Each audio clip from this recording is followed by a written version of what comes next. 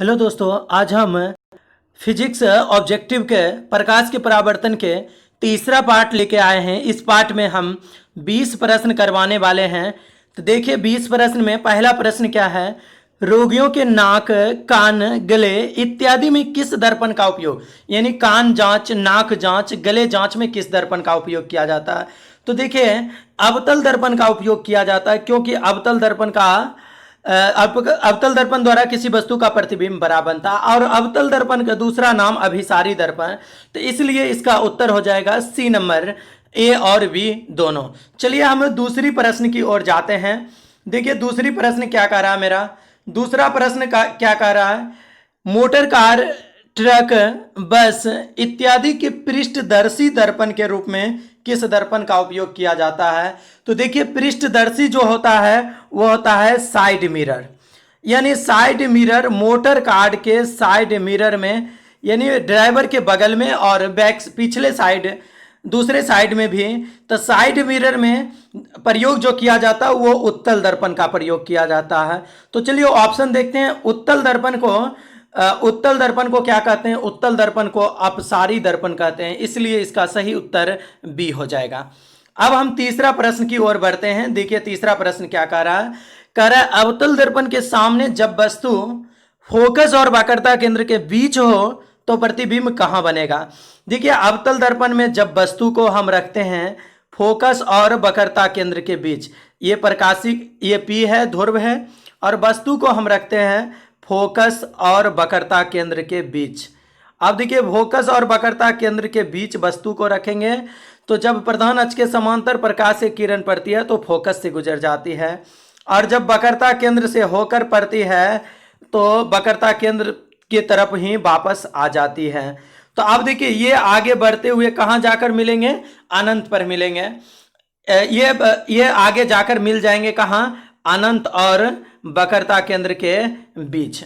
तो चलिए जब वस्तु रहेंगे वक्रता केंद्र और फोकस के बीच तो प्रतिबिंब बनेगा दोस्तों अनंत और वक्रता केंद्र के बीच। सही उत्तर बी नंबर, क्योंकि अनंत और वक्रता केंद्र के बीच ही बनेंगे। तो चलिए तीसरा प्रश्न देखते हैं दोस्तों, चौथा प्रश्न। देखिए चौथा प्रश्न क्या कर रहा है मेरा। चौथा प्रश्न देखिए क्या कर रहा है। चौथा प्रश्न कर रहा है एक गोलीय दर्पण की फोकस दूरी 30 सेंटीमीटर है, वक्रता त्रिज्या क्या होगा। तो आप देखिए आर बराबर जो होता है वक्रता त्रिज्या फोकस दूरी की दुगुनी होती है, यानी आर बराबर होता है 2f। क्या होता है? 2f। अब देखिए 2 गुने एफ, एफ का मान कितना है? 30 सेंटीमीटर है दोस्तों। 30 सेंटीमीटर की दुगुना कर देंगे तो कितना हो जाएगा? 60 सेंटीमीटर। तो चलिए देखते हैं 60 सेंटीमीटर। तो गोलीय दर्पण की फोकस दूरी 30 सेंटीमीटर है तो वक्रता त्रिज्या क्या होगा? तो वक्रता त्रिज्या 60 सेंटीमीटर होगा। इसका सही उत्तर ऑप्शन नंबर ए। चलिए पांचवा प्रश्न की ओर जाते हैं। तो देखिए दोस्त पांचवा प्रश्न क्या कर रहा मेरा। पांचवा प्रश्न क्या कर रहा है इसको देखते हैं। पांचवा प्रश्न कह रहा अवतल दर्पण के परावर्तक सतह पर जब वक्रता केंद्र से होकर प्रकाश की किरण पड़ती है तो पुनः वक्रता केंद्र की ओर ही यानी अपनी ही दिशा में वापस लौट जाती है। तो कैसे? देखिए अवतल दर्पण, अगर ये अवतल दर्पण है और ये ध्रुव है, और जब इस पर प्रकाश से किरण पड़ेंगे, यहाँ पर एफ और यहाँ सी, वक्रता केंद्र से होकर पड़ेंगे। अब देखिए जब वक्रता केंद्र से होकर पड़ती है तो पुनः उसी माध्यम में क्या होती है? लौट जाती है, तो अपनी ही माध्यम में लौट जाती है। अब 6 नंबर प्रश्न की ओर बढ़ते हैं भाई। देखिए 6 नंबर प्रश्न मेरा क्या कह रहा है। कह रहा ध्रुव, दर्पण के ध्रुव और वक्रता केंद्र के बीच की दूरी को क्या कहते हैं। तो देखिए दर्पण के ध्रुव और वक्रता केंद्र के बीच की दूरी को वक्रता त्रिज्या कहते हैं। देखिए त्रिज्या को रेंजिया भी कहा जाता है, कहीं कहीं रेंजिया लिखा रहेगा, तो इसके लिए घबराना नहीं है, क्योंकि रेंजिया को त्रिज्या कहा जाता है। तो दर्पण के ध्रुव और वक्रता केंद्र के बीच की दूरी क्या होगा? वक्रता त्रिज्या होगा। दोस्त 7 नंबर प्रश्न देखते हैं।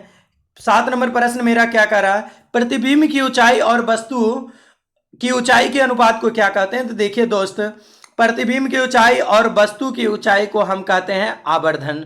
तो आवर्धन को किससे सूचित करते हैं? एम से। तो इसका उत्तर हो जाएगा आवर्धन। अब देखिए आवर्धन जो होता है आवर्धन जो होता है दो समान राशियों का अनुपात होता है, जैसे प्रतिबिंब की ऊंचाई और वस्तु की ऊंचाई। इसलिए आवर्धन का मात्रक बोलेगा तो इसका कोई मात्रक नहीं होता है। क्या होता है? मात्रकहीन, कोई मात्रक नहीं होती। तो कोई पूछे आवर्धन का मात्रक क्या होता है, इसका कोई मात्रक नहीं होता, अर्थात मात्रक विहीन। चलिए दोस्त 8 नंबर प्रश्न की ओर बढ़ते हैं। देखिए ये आवर्धन से संबंधित है, यानी प्रतिबिंब की ऊंचाई और वस्तु की ऊंचाई के अनुपात को क्या कहते हैं? आवर्धन कहते हैं। तो यदि आवर्धन का मान 1 हो तो प्रतिबिंब वस्तु से, तो देखिए आवर्धन का मान 1 होगा, तो 1 तभी इसका मान होगा जब प्रतिबिंब की ऊंचाई और वस्तु की ऊंचाई आपस में क्या होंगे? बराबर होंगे, तब उसका मान क्या होगा? 1 होगा। तो आवर्धन का मान 1 हो तो प्रतिबिंब वस्तु के बराबर बनेगा। तो चलिए दोस्त आगे बढ़ते हैं हम 9 नंबर प्रश्न की ओर। देखिए 9 नंबर सेम प्रश्न है। तो आप जानते हैं आवर्धन बराबर होती है प्रतिबिंब की ऊंचाई और वस्तुबिंब की ऊंचाई के अनुपात को क्या कहते हैं? आवर्धन। यदि आवर्धन का मान 1 हो, 1 से बड़ा हो, तो देखिए 1 से बड़ा तभी होगा जब प्रतिबिंब दूरी क्या होगा? वस्तु दूरी से बड़ा।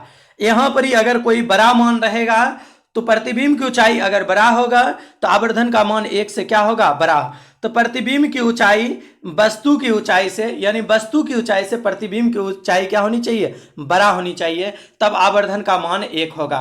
जैसे आप समझ सकते हैं, जैसे हम समझ सकते हैं, देखिए प्रतिबिंब की दूरी प्रतिबिंब की ऊंचाई जो है वो 7 सेंटीमीटर है और ये 5 सेंटीमीटर है वस्तु की ऊंचाई। अब देखिए इसका मान निकालेंगे तो 1 दशमलव, अगर 2 बचा 20, 5 चौके 20, 1.4 हो जाएगा। और आवर्धन मात्रकहीन होता है, इसलिए इसका मात्रक नहीं, क्योंकि सेंटीमीटर सेंटीमीटर कट जाएंगे ना। तो यदि आवर्धन का मान 1 से बड़ा हो, तो बड़ा होगा तो प्रतिबिंब बड़ा बनेगा, बड़ा होगा तो प्रतिबिंब क्या होगा? बड़ा बनेगा। अब देखिए इसी प्रकार सेम प्रश्न देखिए 10 नंबर। यदि आवर्धन का मान 1 से छोटा हो तो प्रतिबिंब, तो देखिए जब आवर्धन का मान 1 से बड़ा हो तो बड़ा प्रतिबिंब बनता है और छोटा हो तो प्रतिबिंब क्या होगा? छोटा बनेगा। दोस्त 11 नंबर प्रश्न की ओर जाते हैं। देखिए 11 नंबर प्रश्न बहुत इंपॉर्टेंट। प्रकाश की किरणों को पहले ही माध्यम में लौटने की घटना क्या कहलाती है? यानी प्रकाश की किरण अपने ही माध्यम में लौटेंगे तो ये घटना क्या कहलाएंगे? तो ये घटना प्रकाश का परावर्तन कहलाएंगे, रिफ्लेक्शन ऑफ लाइट। अब दोस्त 12 नंबर प्रश्न क्या कह रहा है? परावर्तित किरण और अभिलंब के बीच बने कोण को। तो देखिए परावर्तित किरण और अभिलंब के बीच बने कोण को, तो हम प्रकाश के किरण खींच लिए, समतल दर्पण बना लिए। अब देखिए परावर्तित किरण ये है और ये आपतित किरण है। तो परावर्तित किरण और अभिलंब के बीच बने कोण को, तो बने कोण को क्या कहेंगे? परावर्तन कोण कहेंगे। परावर्तित किरण और अभिलंब के बीच बने कोण को परावर्तन कोण। यही आपतित किरण और अभिलंब के बीच बने कोण रहता तो क्या हो जाता? आपतन कोण हो जाता। तो इसका सही उत्तर क्या होगा? परावर्तन कोण। दोस्त 13 नंबर प्रश्न देखते हैं। 13 नंबर प्रश्न क्या कह रहा है? 13 नंबर प्रश्न, समुद्र के जल के आसवन करने में किस दर्पण का उपयोग किया जाता है? तो समुद्र के जल को आसवन करने में अवतल दर्पण का उपयोग किया जाता है। किस दर्पण का उपयोग किया जाता है? अवतल दर्पण। अब देखिए अवतल दर्पण का दूसरा नाम क्या है? अभिसारी दर्पण। तो इसका सही उत्तर ए नंबर हो जाएगा। दोस्त 14 नंबर प्रश्न बिल्कुल आसान और इंपॉर्टेंट। उत्तल दर्पण में हमेशा डैश प्रतिबिंब बनता है। तो उत्तल दर्पण में हमेशा जो होती है काल्पनिक प्रतिबिंब बनता है। काल्पनिक प्रतिबिंब को आभासी प्रतिबिंब भी कहते हैं, इसलिए इसका उत्तर सही सी हो जाएगा, जो काल्पनिक और आभासी दोनों होगा। अब 15 नंबर प्रश्न की ओर आते हैं। जिस प्रकाश पुंज में सभी किरणें एक बिंदु पर मिलती है, तो देखिए जिस प्रकाश पुंज में सभी किरणें एक बिंदु पर आकर मिलेंगे, ये किरण, ये किरण, ये किरण, तो देखिए एक बिंदु पर मिलना मतलब क्या होता है? अभिसरित होना। तो अभिसरित होना, तो जिस प्रकाश पुंज में सभी किरणें एक बिंदु पर मिलती है क्या कहलाती है? अभिसारी प्रकाश पुंज। इसका ए नंबर ऑप्शन सही है। दोस्तों 16 नंबर प्रश्न बिल्कुल आसान। सबसे अच्छा परावर्तक सतह का उदाहरण क्या है?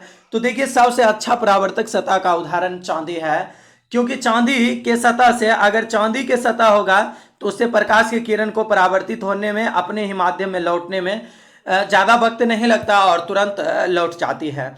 अब 17 नंबर प्रश्न देख। एक आपतित किरण दर्पण के साथ 55 डिग्री का कोण बनाती है, तो आपतन कोण का मान क्या होगा?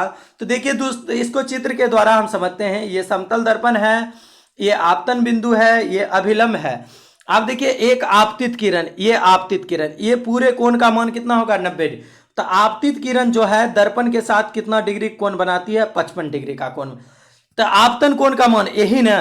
तो ये देखिए ये पूरे कोण 90 डिग्री का है, तो 90 डिग्री में आप 55 डिग्री को घटा लो दोस्त। तो 55 डिग्री को घटाएंगे तो 10 में से 5 जाएगा तो 5, 8 में से 5 जाएगा तो 3, कितना डिग्री हो जाएगा दोस्त? 35 डिग्री हो जाएगा, ऑप्शन नंबर सी। तो दोस्त 18 नंबर प्रश्न की ओर बढ़ते हैं। देखिए 18 नंबर प्रश्न, ग्रहों के गति के नियम किसने दिया? तो देखिए ग्रहों के गति के नियम केपलर ने दिया। तो केपलर जो ग्रहों की गति से संबंधित जो नियम दिए, कितने नियम दिए हैं? 3 नियम दिए हैं। तो ग्रहों के गति संबंधित 3 नियम किसने दिए थे? केपलर ही दिए थे। अब अगला प्रश्न है दोस्त, ये पिछले वीडियो, चलिए दोस्त 19 नंबर प्रश्न, चंद्रमा से प्रकाश को पृथ्वी तक आने में कितना समय लगता है?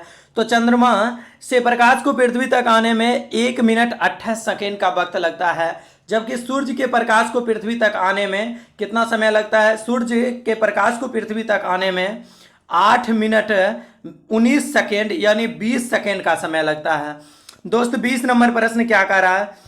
20 नंबर प्रश्न जो है, यदि आपतित किरण को नियत रखते हुए दर्पण को 30 डिग्री के कोण से घुमा दिया जाता है तो परावर्तित किरण डैश कोण पर घूम जाता है। देखिए ये डबल हो जाता है, 2 गुना हो जाता है, तो 30 डिग्री के 2 से गुना कर दीजिए, कितना डिग्री हो जाएगा? 60 डिग्री। इसका सही उत्तर बी नंबर हो जाएगा। तो चलिए दोस्त